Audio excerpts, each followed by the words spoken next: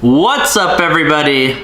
Welcome back to another video, another topic of the 31 days of the new year. So today I want to be talking about this little device right here.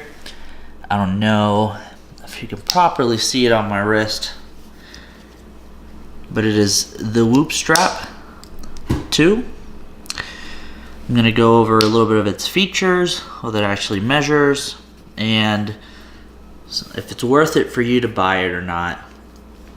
Before you had to buy it for $500. I think now it's a subscription base. So you pay for the first 6 months, I believe, and then it's $30 after that. We're utilizing it in my strength and conditioning program to make sure that we manage fatigue properly and we're tracking how much strain athletes are putting on their body. So while I'm talking to you guys, I'm looking down at my phone because I'm about to pop this up on the screen so that you guys can see it as I go through. So let's hop right into this. Open up the Whoop app here. It's a nice little W. And the top left corner, you'll see the day strain, see the calories you've burned so far, activity that you've done.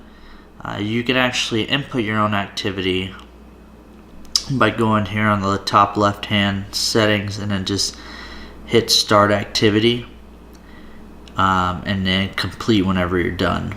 You'll see the recovery for the day, how much sleep. Once you get into your sleep, you'll be able to see your time in bed, your disturbances, latency, basically the time it takes you to go to sleep and how many cycles you've had. And then you can click down here at all the stages, how much light sleep you have, how much REM you've had, and how much deep sleep you got into.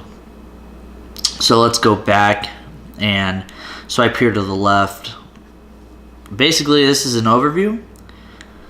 This is all your averages, your typical HRV, typical resting heart rate, typical heart rate, how many activity you've done in the last 30 days. I don't really track all my activities, so you don't see much on there. And whenever I do lift, unless I'm doing very fast supersets or compound sets where my heart rate's getting up, you're not really, it's not really going to register it. This tool, I get into it a little bit more about what it's primarily used for. Your average sleep performance down there as well. If we go back to the main page, swipe over, we have the day strain. Today's 13.3. Max heart rate, my heart got up to 173. Average heart rate 70, and then the calories that I burned. Go over one more. You have recovery for the day. Tap on this button, you'll get another overview. HRV from today versus yesterday, resting heart rate from today versus yesterday, right at the bottom, and then sleep today or last night versus the night before. Swipe over one more, and sleep performance, the sleep needed for tonight, so I can get 100% sleep performance, hours of sleep I had, and then hit here, and you'll see what you got the night before. Now let's go back to the beginning. We're going to swipe down, and you're going to get the trends for that strain that I showed you and your recovery. The recovery is on the right hand side. It's the colorful dots on the graph, and on the left hand side it's the day strain, and you can see the correlation between the two, so you can track that. My goal this week was not to get in the red at all. Yesterday or last night I had some really shitty sleep. I was in some deep sleep, and then I woke up midnight, and then I just couldn't get back to sleep. It was terrible. Swipe right one more. You have another graph of the day strains. Switch over to average heart rate, and then calories throughout the week. And then you could track that if you go to the top, and then you go to the week before, and then you go back.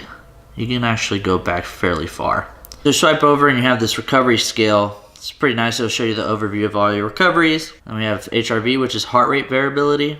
Heart rate variability is basically the time between the QRS interval during an EKG, if you're measuring your heart rate. So the very top of the R, so R to R, it'll measure it in the morning, and it'll take an average over, I don't know how long it does it, but it'll do it as soon as it realizes that you're awake, and then it'll calculate that and give you an HRV. HRV basically it's the balance between your sympathetic and your parasympathetic nervous system. So it's how your autonomic nervous system is functioning. So it's a good sign to kind of measure readiness for the day. It's a good sign to measure how you may be performing that day, or how taxing your training has been on the body.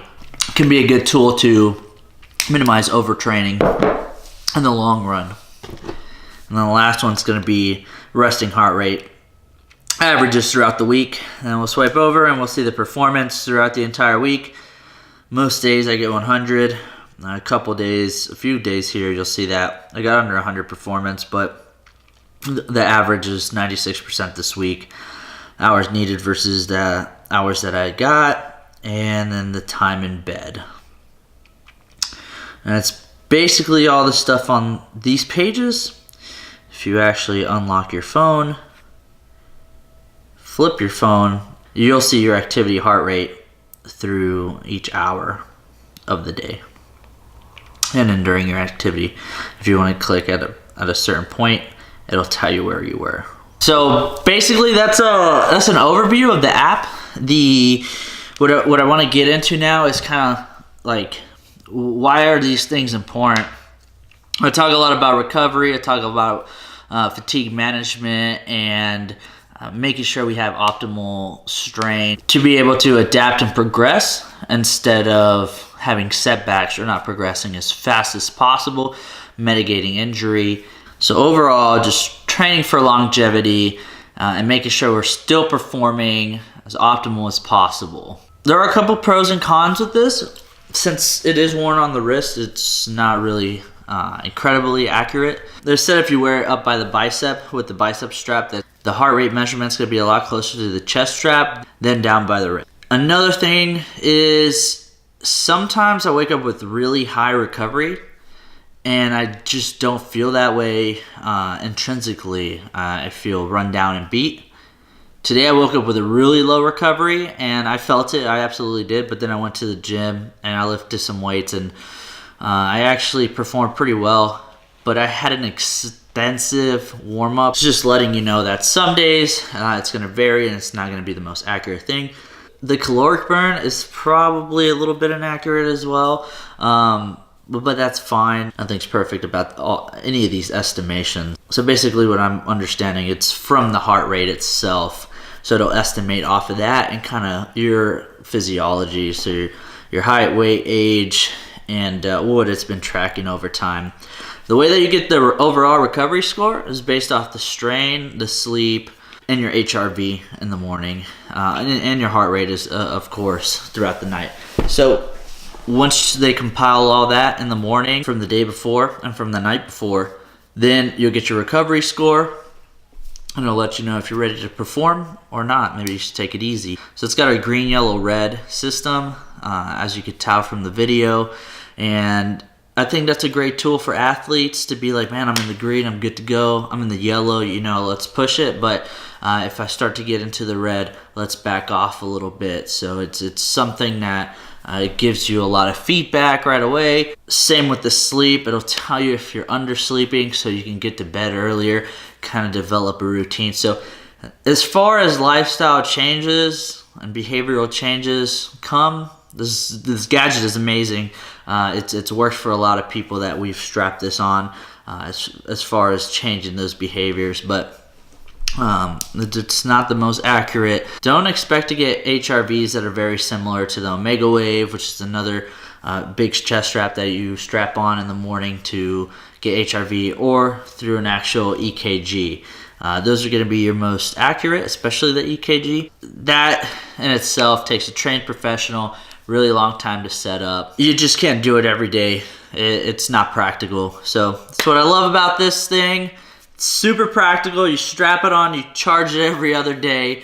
That's another thing. The battery life's only 50 fucking hours about. So you do have to charge it every other day. Luckily, the battery sits, plugs in, and then you can strap it on your wrist and then go up on your day, take it off.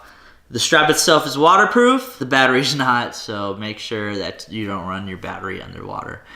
But that's it for this. I'm going to do a little video about the Theragun, quick, short little video. So that'll be the next one that you guys watch. Make sure if you like the video to give it a thumbs up, subscribe, hit the notification bell, and I'll see you in the next video. Peace.